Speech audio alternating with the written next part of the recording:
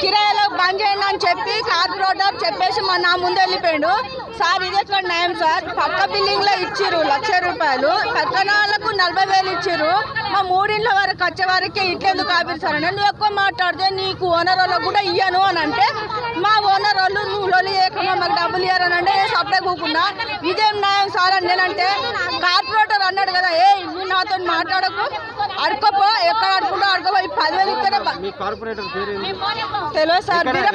వీరప్పగడ్డ అడుకోవచ్చుకోపో, ఎడదింటో sir.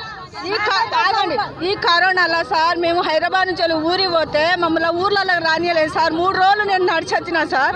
మరి ఇప్పుడు నూనె రేటు పెరిగింది, బియ్యం రేటు పెరిగినాయి, కూరగాయలు పెరిగినాయి సార్. మాకు పనులు లేవు, మరి మేము ఏం చేసి తినాలంటే ఇగో మున్సిపాలిటీ ఆఫీస్లో పోయి అడుగుపోవాలంటే ఇక్కడికి వచ్చినాం. ఈయనేమో ఇంటికి వచ్చి ఇస్తా పోండమ్మా అని పంపించేసి వచ్చినాక మేము అడిగితే వాళ్ళు అట్లా అన్నారు. అట్లా అన్నాక మీ మున్సిపాలిటీ మోహన్ రెడ్డి మా సార్ వచ్చి అన్నాడు కదా, అమ్మ వీళ్ళు తప్పు చేసిర్రు, నేను రేపు పొద్దున్న వచ్చి నా చేతుల ఇంకెళ్ళి మీకు డబ్బులు ఇప్పిస్తా అమ్మ చేతులు పట్టుకొని దండం పెట్టి ఆయనే మాకు ఇంటికి పంపించేసి వచ్చేసిండు.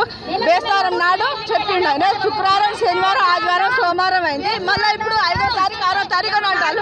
మరి మా పరిస్థితి ఏంటి సార్? చాట్ల తౌడు పోసి కుక్కల కొట్లాట పెట్టినాడుగా నువ్వు బిల్డింగ్ కట్టుకున్నానికేమో డబ్బు ఇస్తావు, నేను నెల నాడు కిరాయి కట్టకపోతే మా సామాన్ బయట పరిస్థితి ఏంటి సార్? చూడండి, మా బస్తీలో కుమ్మర్ బస్తీ అయితే ఓనర్ వాళ్ళకి అందరికి ఇచ్చారు, కిరాయిలకు కూడా మా పక్కన బిల్డింగ్ లో 2 ఇచ్చారు.